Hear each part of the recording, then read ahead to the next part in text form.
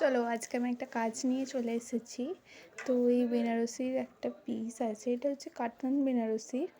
তো এটা কাটিং হয়ে গেছে, খালি স্টিচিংটা বাকি। এটা তোমাদের সাথে শেয়ার করব। চলো শুরু করা যাক।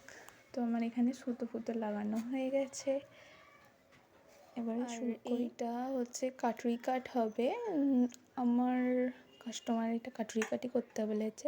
তো বেনারসি পিসে যদিও প্রিন্সেস কাট বেশি ভালো লাগে, তো কাটরি কাট করতে বলেছে যেহেতু সেটাই করব। তো দেখা যাক কী করি। কাপড়ের সঙ্গে অস্ত্র অ্যাটাচ করব।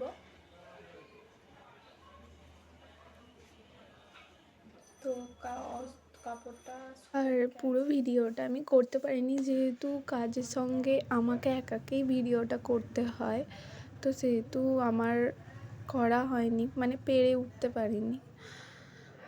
তো যেইটুকু করেছি তোমাদের সাথে সেইটুকুই শেয়ার করলাম।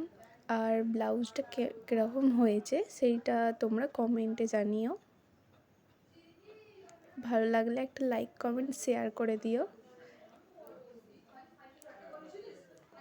আর আমাকে আমার কাস্টমার বলে দিয়েছিল যে তোমার যেটা পছন্দ সেরকম আমাকে ডিজাইন করে দেবে।